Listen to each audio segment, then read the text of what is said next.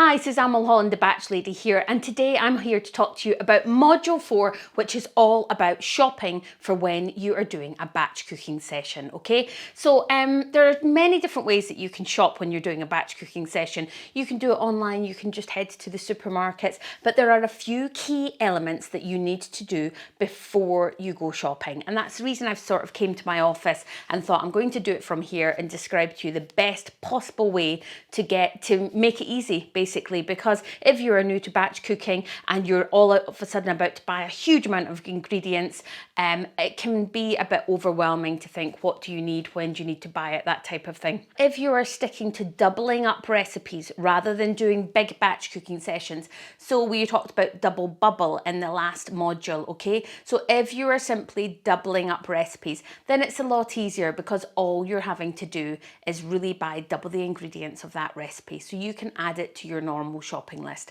But if you're doing a large batch cooking session, that's when it becomes a bit trickier.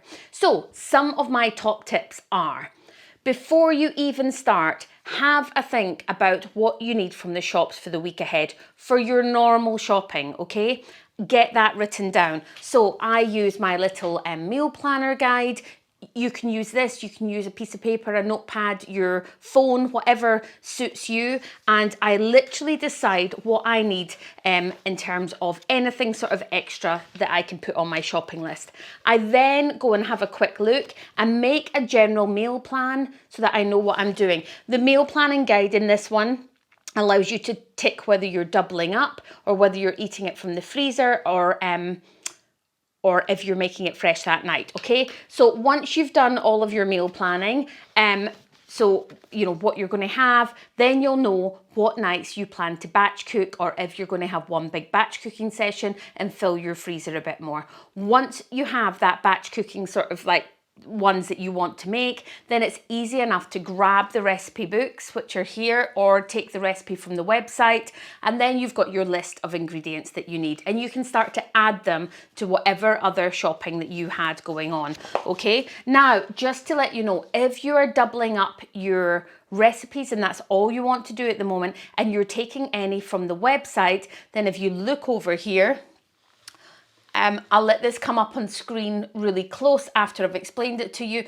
You can just go to the bottom of each recipe on my website, and it says here serves. It serves 2, 4 or 8. So you can half a recipe or you can double the recipe. It always starts as a default of 4 because the recipes are all for 4 people.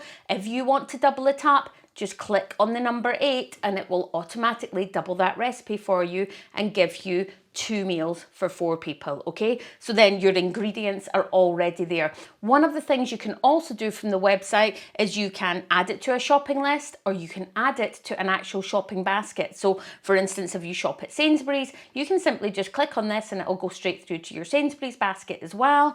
There's Ocado, there's Waitrose, there's a few others in there, or you can just add it to a shopping list, and then you can keep that shopping list on your phone, or you can keep it on your computer, or add more to it, or print it off. So the options on the website are there for you if you want to use those to make your shopping experience easier.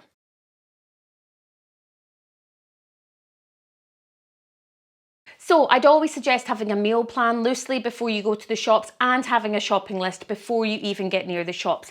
If you are, though, say doing a 10 meals in an hour, or 3 for the fridge, 3 for the freezer section, then this is when I would often say that sometimes that's the type of thing that I might order online, okay? So that I just know all the ingredients are coming for it. I'm going to order it on the morning that I want to use it. You just have to be conscious if you're doing, say, something like the fish section that may not have the fish pie mix that you need, you might end up getting some of the delivery without that sort of thing. But if you are doing the mince or the chicken, the majority of that is always going to be available in the shop, so they are easy ones to go and just get directly ordered, delivered to your door. The great thing about that is if you shop and just get them delivered straight to your door, then you're not having to think about putting it all away, packing it all away, and then finding it all again, okay?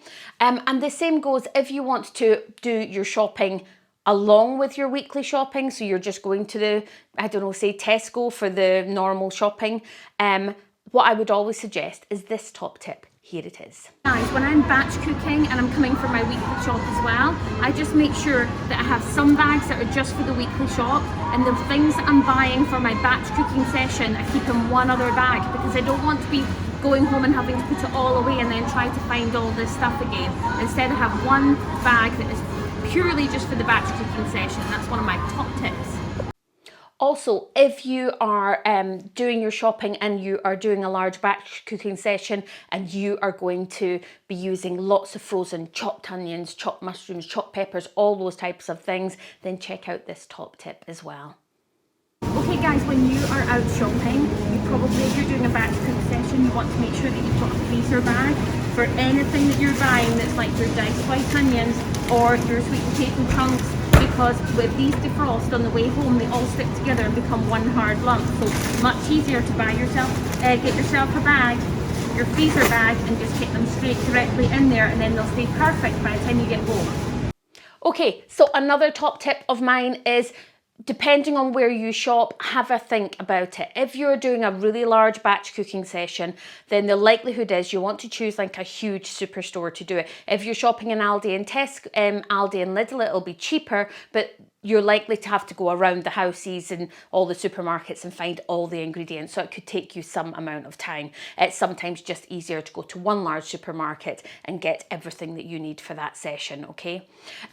Do have a think about on what day you want to batch cook. So for example, if you shop on Monday and then you don't actually get round to batch cooking session until Thursday, that's 3 days old, that food, by the time you're getting it in the freezer. You want to get stuff in the freezer that is as fresh as the day that you bought it. So I would say tend to do your shopping for a batch cooking session no sooner than I would do it like the day before, but I wouldn't do it a few days before that. So it's better to get the ingredients as fresh as possible, and then you know that that meal is unbelievably fresh when it comes out the freezer. And if you don't cook it on the first night, it gives you just a little bit more time to use that meal up, okay?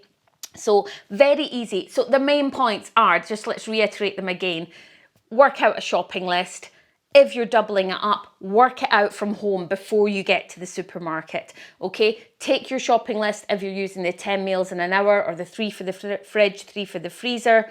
And before you even leave the house, just go along and tick off anything that you already have in your cupboards or in your pantry, so that you don't need to always buy everything that's on the list. You'll maybe find that you already have half the ingredients and you just need to buy the fresh ingredients.